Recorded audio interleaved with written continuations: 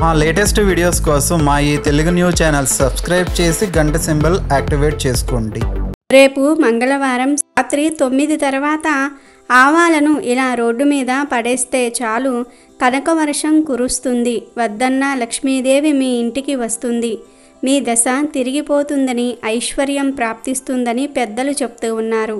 ఆవాలతో ఈ ఉపాయాన్ని పాటించినట్లయితే మీ ఇంట్లో ఉన్న చెడు మొత్తం కూడా వెళ్ళిపోయి అష్టైశ్వర్యాలు లభిస్తాయి. ఇక మీకు తిరగనేదే ఉండదు. నరదృష్టి, నరకన్ను, శత్రుపీడ ఇలాంటి బాధలన్నీ కూడా ఈ ఆవాల పరిహారంతో పూర్తిగా పోతాయి. ఎందుకంటే ఆవాలు చాలా శక్తివంతమైనవి. ఆవాలకు విపరీత శక్తులు ఉంటాయి. నెగిటివ్ ఎనర్జీని తొలగించే అద్భుత శక్తులు ఆవాలకు ఉన్నాయి. దుష్ట పీడలను, చేతబడులను తిప్పికొట్టే శక్తి ఆవాలకు ఉంది. దిష్టి తీయడానికి ఆవాలను ప్రధానంగా వాడుతూ ఉంటారు. దిష్టి వలన అనేక ఆరోగ్య, మానసిక సమస్యలు కూడా వస్తాయి. పిల్లలు, పెద్దలు విజయాలు సాధించినప్పుడు, అందరూ వారిని బాగా పొగిడినప్పుడు అతిగా నీరసం ఆవహించి అడ్డం పడ్డ దిష్టి తీస్తారు.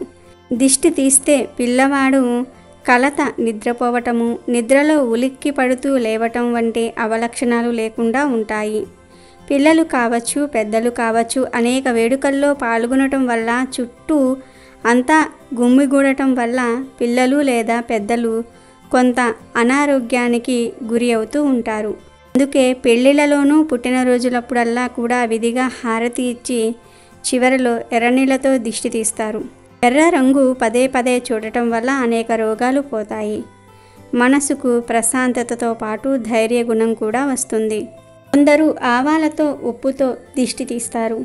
ఇంకొందరు కోడిగుడ్డుతో, మరికొందరు నూనెలో ముంచిన చిన్న గుడ్డ పీలికతో దిష్టి తీసి కాల్చివేస్తారు. ఇలా రకరకాలుగా దిష్టి తీయవచ్చు. అయితే ప్రత్యేకించి ఆవాలతో మంగళవారం రోజు ఈ పరిహారం చేసి రోడ్డు మీద పడేస్తే మీకు ఉన్న కష్టాలు, దోషాలు, నెగిటివ్ ఎనర్జీ మొత్తం పోయి సకల ఐశ్వర్యాలు సిద్ధిస్తాయని, లక్ష్మీదేవి అనుగ్రహం కలుగుతుందని పండితులు చెప్తూ ఉన్నారు. మరి మంగళవారం రోజు ఆవాలతో ఏం చేయాలి అనే విషయాన్ని ఇప్పుడు మనం ఈ వీడియోలో వివరంగా తెలుసుకుందాము. అంతకన్నా ముందు ఉప్పు లేని ఆహారం పెట్టి శిష్యుణ్ణి టెస్ట్ చేసిన గురువు కథను విందాం. ఒక గురువు తన శిష్యుడికి ఒక పరీక్ష పెట్టాలి అనే బుద్ధి కలుగుతుంది. దాంతో ఆ శిష్యుడు తన దగ్గరకు వచ్చిన రోజే ఆ గురువు తన భార్యకు ఏమని చెప్తాడు అంటే, శిష్యుడికి చేసే వంటకాలలో ఏమాత్రం కూడా ఉప్పు లేకుండా ఉండాలి అన్నాడు.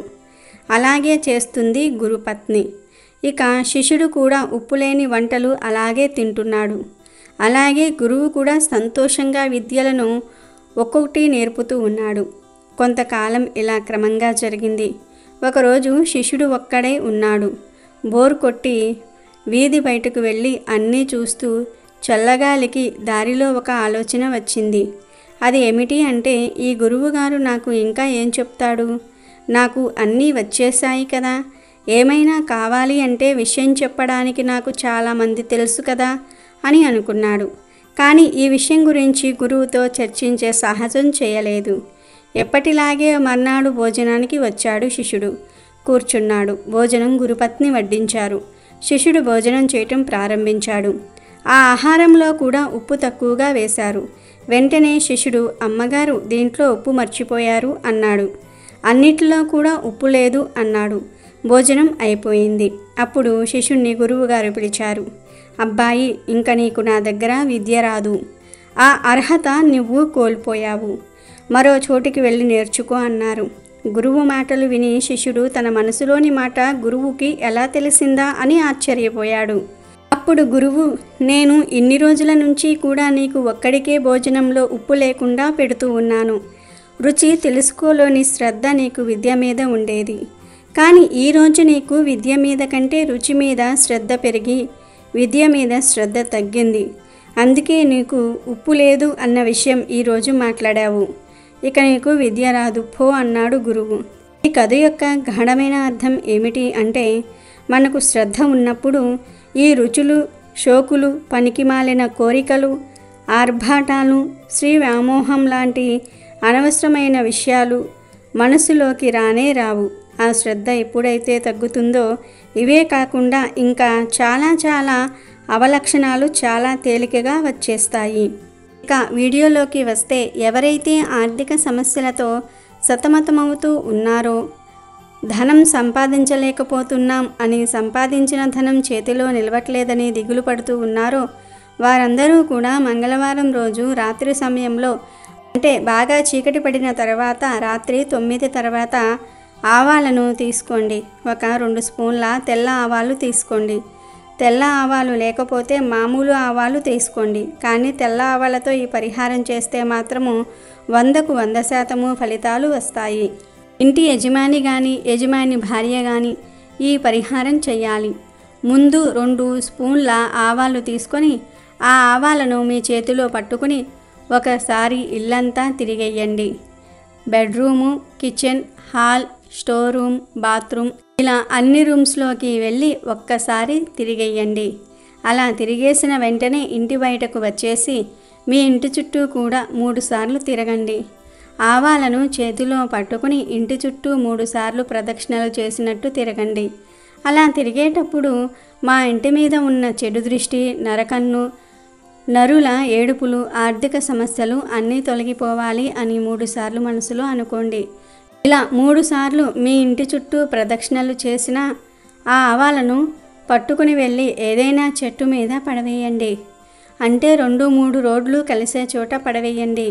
ఇక ఆవాలకు మీకు ఎటువంటి సంబంధం లేదు. అలా ఆవాలు రోడ్డు మీద విసిరేసి వెంటనే వెనక్కి తిరిగి చూడకుండా ఇంటికి వచ్చేయండి. ఇంట్లోకి వెళ్లే ముందు ఖచ్చితంగా కాళ్ళు కడుక్కొని వెళ్ళండి.